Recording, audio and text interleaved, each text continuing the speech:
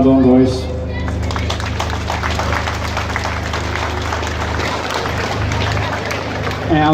I'm not going to stand up here and harper on to you guys, because you guys know what the message is that we need to send to government. And that's why we're here today. That's why we've called a national demonstration. Because the people that meet weekly behind us in government buildings are obviously not doing their job. What we've continued to see over the last number of months is a solid increase in people that are presented into emergency accommodation, an increase in roof sleepers that peaked at 193 roof sleepers on the streets of Dublin only 2 weeks ago, an increase in families that are entering emergency accommodation and support services, an increase in children that are being made to live in hotels, B&Bs. We've had constant promises after promise and commitments that were made from the government that haven't been fulfilled. We were told the families that are in emergency accommodation will be exiting emergency accommodation in only 2 weeks' time. That's not going to happen. We've a letter from the manager stating that there's over 400 families going to remain in hotels or B&B style accommodation. One message that we want to get across to people is homes, not hubs. We don't support these hubs. We don't support these warehouses that we're being cattled into by the government.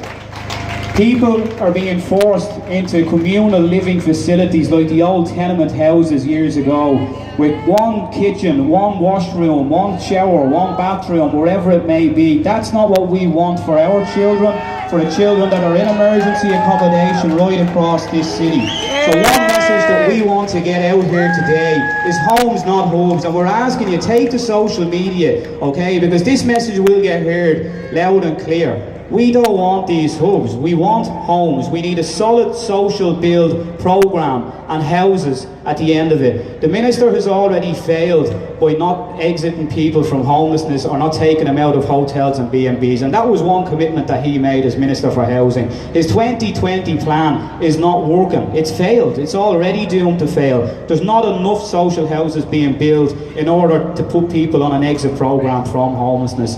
In January of this year, we met with the Minister and we handed him a 10-point strategic homeless plan and asked him would he implement some of those changes. And these are very, very simple changes to homeless services that could better the lives of people that have to access homeless services. Not one of these plans or one of these points was put into effect. Okay, so that clearly states that government don't want to listen to the people. They don't want to listen to the people that are working on the ground with homelessness every day of the week. I'm not going to stand up here with one message: homes, not hubs. We need houses, and we need to send a clear and definitive message to the government that we're not going to support their plan.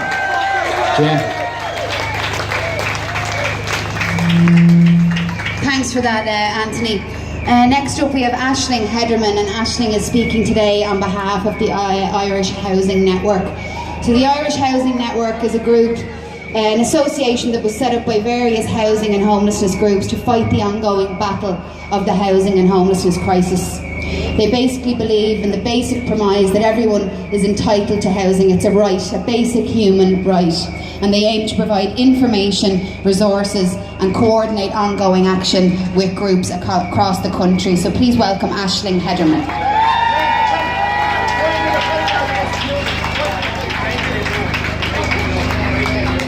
Hello everybody.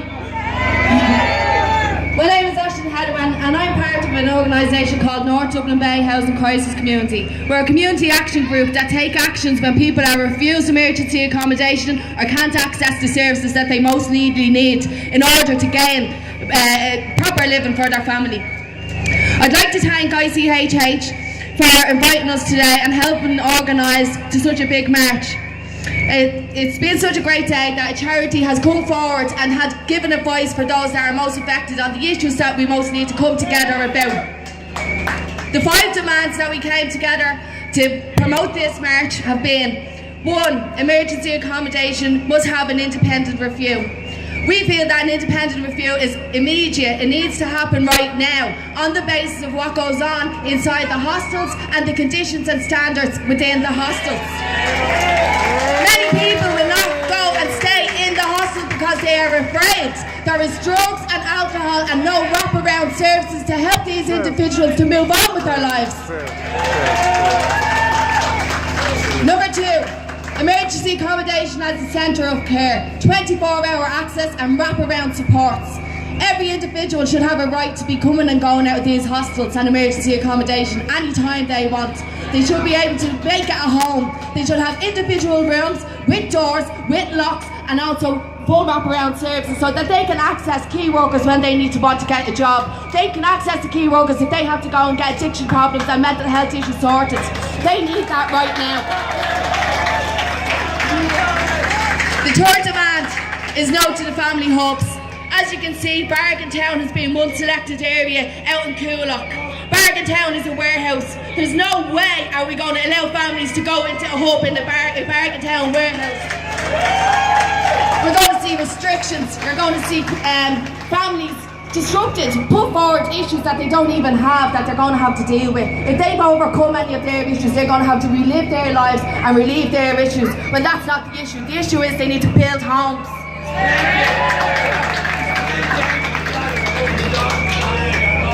Number 4, we need no evictions and security of tenure in private rental market. Why is that? HAP, Housing Assistance Payment, is social housing. You go into social housing, you are not guaranteed that you're going to be there for a long, long time. You could be gone in 6 months because of the legislation. You could be gone because the landlord has decided to sell up his home, to bring home a family member, or to refurbish, which we're seeing in the Dublin city centre.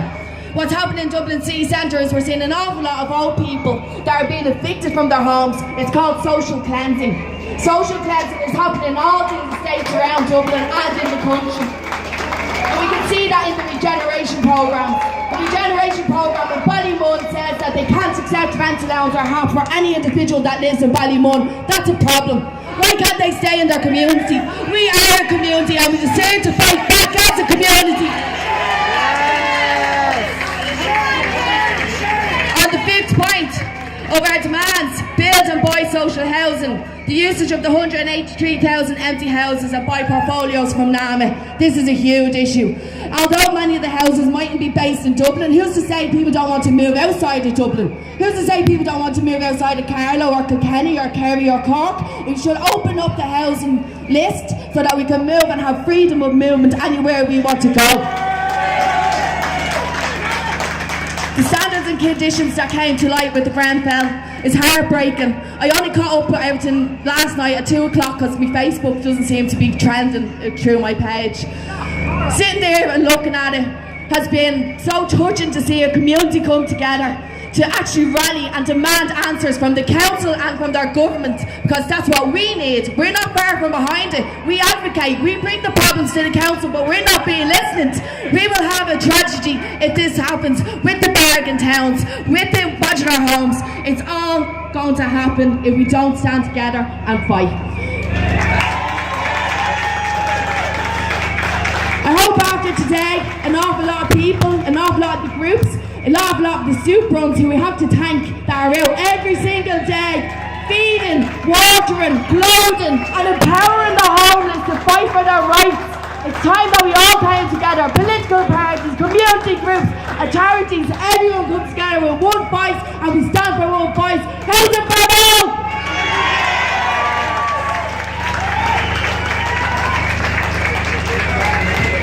Thank you very much for that, Aisling.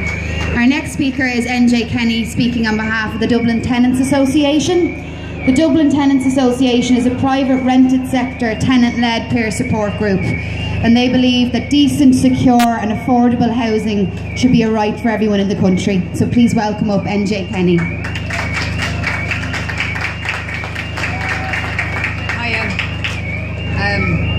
Well, life as a tenant in Ireland, unless you're very comfortably off. Okay.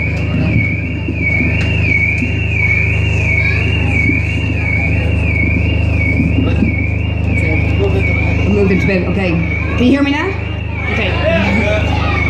Life as a tenant in Ireland is one of fear at the moment. Unless you're very lucky or very comfortably off, you're living with constant fear and insecurity that you are going to be made homeless. And nobody knows if they are going to be the next person. We are living with absolutely cripplingly unaffordable rents. There is nowhere for us to rent in any way affordable. There is the threat of evictions constantly, and we're told that there's nothing that can be done. We've already endured massive rent increases over the last few years. Some tenants have endured as much as 40% of rent increases. Rents are now higher than they were at the height of the boom. We were given this rental strategy and told that we'd be given 4% rent caps. Our rents could only go up by 4% each year. And what kind of rent controls is that supposed to be? Who else is guaranteed that their wages will go up by 12% over 3 years? And bear in mind that this 4% rule is for a maximum limit of 3 years in duration only. And worse than that, tenants ourselves are expected to police this 4% rule. How are we supposed to do that if we are living under constant threat of eviction? If we are competing with hundreds of other desperate tenants looking to find somewhere to rent, how are we supposed to ask the landlords or the letting agencies how much was this place for rent for previously? It is an impossible task that we are faced with doing this. And nonetheless, the consequences for us, if we cannot meet our rent through no fault of our own, if we get sick, become ill or unemployed, or if other bills such as healthcare take priority over rent, we can face eviction within 6 weeks. No matter how long we've lived somewhere, no matter how much of a good tenant we've been, if we are late with our rent, we can face a 14-day warning, and after that be evicted within 28 days. So many tenants at the moment have come into homelessness from the private rented sector. We're not given the proper statistics, but we know it on the ground. And we know that the private rented sector is no answer for secure, affordable housing for people.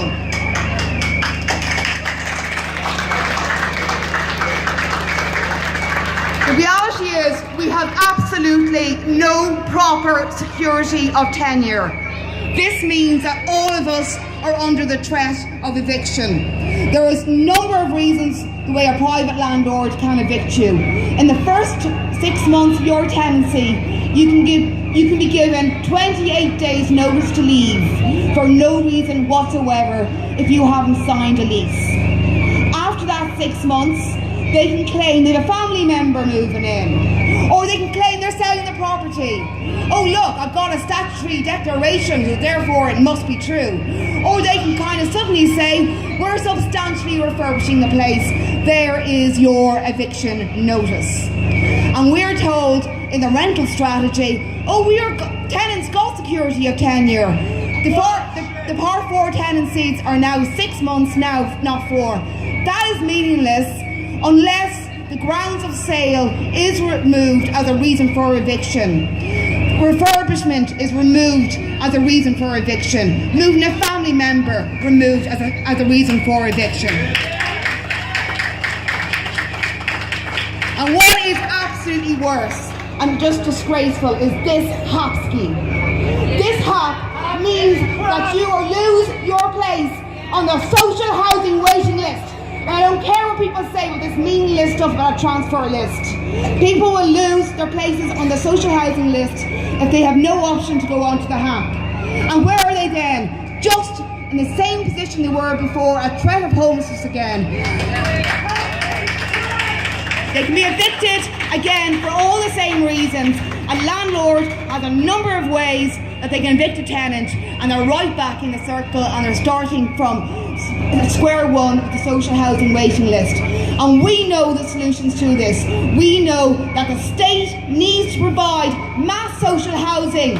That is the only solution for decent, affordable housing with security of tenure for all.